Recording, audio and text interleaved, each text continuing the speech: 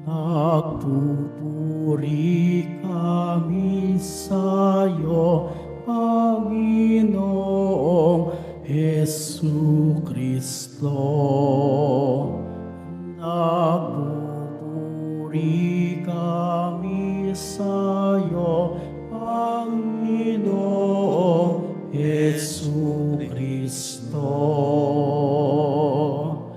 Ngayon'y panahong marapat, panahon ng pagliligtas, araw ngayon ng pagtawag, upang makamit ang habag ng Panginoong matapat. Nagpupuri kami sa'yo, Panginoong Jesucristo. Sumainyo ang Panginoon. At sumaiyo rin. Ang mabuting balita ng Panginoon ayon kay San Mateo. Papuri sa iyo, Panginoon.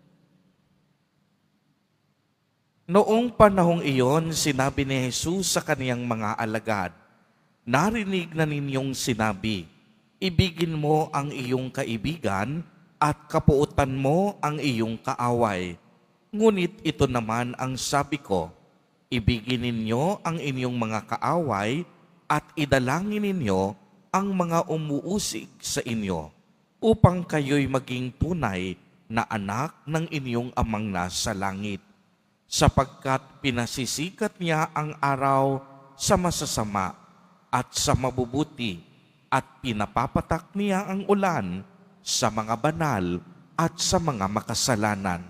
Kung ang umiibig sa inyo ang siya lamang ninyong iibigin, ano pang gantimpala ang inyong hihintayin? Hindi ba't ginagawa rin ito ng mga publikano? At kung ang binabati lamang ninyo'y ang inyong mga kapatid, ano ang nagawa ninyong higit kaysa iba? Ginagawa rin iyon ng mga hintil. Kaya dapat kayong maging ganap, gaya ng inyong amang nasa langit." Ang mabuting balita ng Panginoon. Pinupuri ka namin, Panginoong Hesukristo. Magsiupo muna po ang lahat. Magandang umaga po sa inyong lahat, mga kapatid kay Kristo. Sa lahat po ng ating mga taga-subaybay sa iba't ibang online platforms at sa lahat ng ating mga kadiboto sa iba't ibang panig ng Pilipinas at maging sa buong mundo kung saan tayo ay naaabot ngayon ng ating live streaming. Mapayapang umaga din po sa inyong lahat. Mga kapatid kay Kristo at mga kadiboto, malugod po namin kayong tinatanggap sa Basilica Minor at Pambansang Dambana ni Jesus Nazareno. Patuloy po nating pinasasalamatan, niluluwalhati at dinadakila ang ating mahal na poong Jesus Nazareno sa gitna ng katahimikan ng ating panalangin at pagtitika ngayong panahon ng Kwaresma. Narinig po natin sa ating unang pagbasa ang paalala ni Moises sa mga Israelita na sundin ang tuntunin ng Diyos at tingin ang kaniyang tinig. Ang pinakadakilang utos po ay ang utos ng pagmamahal. Ibigin ang Diyos at ibigin ang kapwa. Ang isang sukatan ng tunay na pagmamahal ay kapatawaran. Lagi ko po itong binabahagi. Madaling sabihin, pero mahirap gawin. Ang magpatawad. Mahirap, bagamat mahirap, ito ay posible. Kung pagninilayan nating mabuti, paano nga ba magiging madali ang sabihing okay lang, pinatawad na kita, sa isang taong nakasakit ng gusto ng iyong damdamin. Isang taong ginawan ka ng masama kahit ikaw ay nananahimik. Isang taong naging sanhi ng kaguluhan ng iyong pamilya o maging kamatayan ng iyong mahal sa buhay. Isang taong pinagtaksilan ka. Isang taong niloko ka. Isang taong ninakawan ka ng mga gamit at ari-arian. Isang taong siniraan ka at isang taong naging sanhi ng iyong paghihirap sa kasalukuyan. Paano mo masasabing okay lang? Pinatawad kita agad. Paano mo masasabi sa isang asawa na binugbog ka at iniwan ang iyong pamilya at agad-agad sasabihin mong pinatawad kita? Paano mo masasabi sa isang kapatid na sinamsam ang yaman at mana ng iyong pamilya na okay lang, pinatawad kita agad? Subalit, napakaklarado ang bilin ni Jesus Nazareno.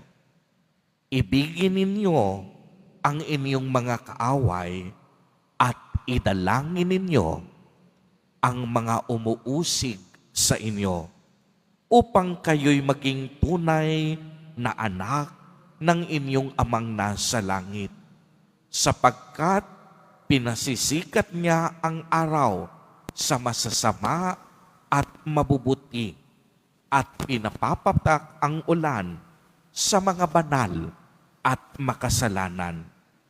Dahil hindi madali ang pagpapatawad, nangangailangan ito ng panahon. Ika nga nila, healing and forgiveness take time. Subalit, ang hindi nais ng Diyos, gumawa tayo ng masama at maghiganti sa mga taong gumawa ng masama sa atin. Uulitin ko po, while healing takes time, dapat hindi tayo gaganti at hindi tayo gagawa ng masama sa mga taong nakasakit ng ating damdamin. Hindi nais ng Diyos na maging bato ang ating puso. Hindi nais ng Diyos na isara natin ang ating kalooban sa mga ganitong tao. Nais ng Diyos, piliin natin ang mahirap, ngunit daan sa kalangitan at buhay na walang hanggan. At yan ay ang magpatawad. Si Jesus Nazareno nga, hindi lang basta nagturo sa atin, ngunit isinabuhay niya ang mga aral na ito. Ilang oras bago siya bawian ng buhay, inisip pa rin niya ang mga taong hindi siya tinanggap, ang mga taong nainggit sa kanya, ang mga taong naging sanhi ng kaniyang pagkapako sa krus. Ang sabi ni Jesus, Ama, patawarin po ninyo sila sapagkat hindi nila alam ang kanilang ginagawa. Kapatawaran, isang malalim na pagbubukas ng puso. Ito rin ay para sa ating lahat, makasalanan, banal o nagsisisi, sapagkat ang kapatawaran ang tanging lunas sa tunay na paghilom at pagkakasundo. Amen.